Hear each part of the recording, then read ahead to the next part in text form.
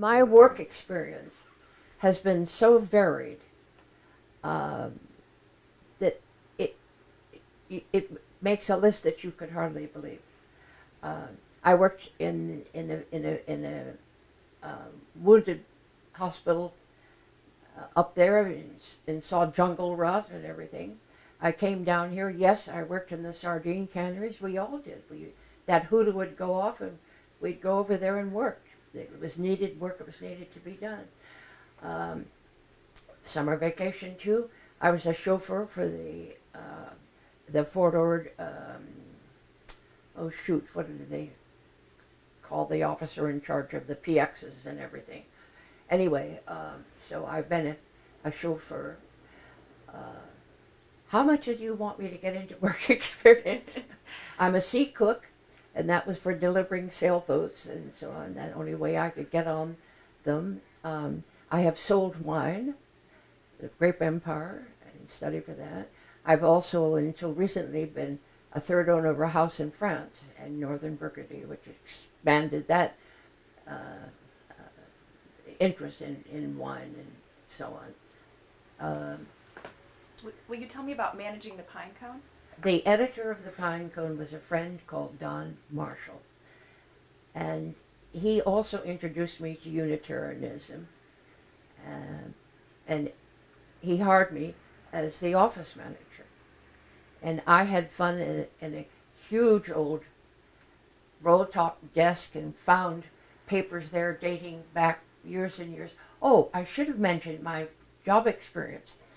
As a youngster, we all wrote articles for the Pine Cone, but I also, with some of the others, sold pine cones in front of the post office, 10 cents a copy. So I can put that on my job description too.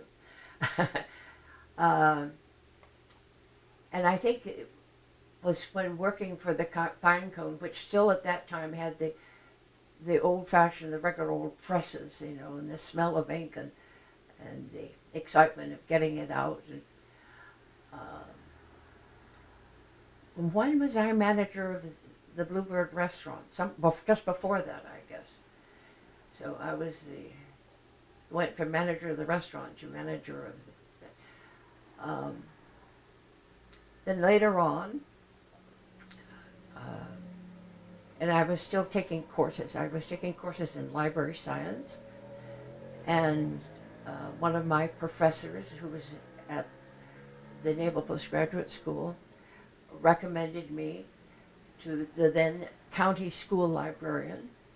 So I was her executive assistant for quite a while. I used to commute to Salinas and back.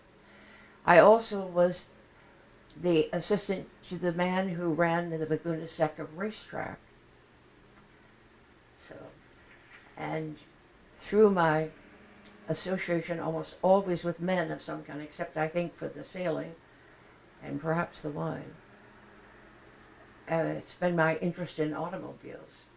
And at one time I had my racing driver's license, and I went from having, and in Europe, I was a civilian working for the military in special services and supporting my mother at that time, in establishing not only satellite service clubs, but designing the uniforms and just doing everything that you can think of. And that's, of course, I think, where my interest in languages really blossomed.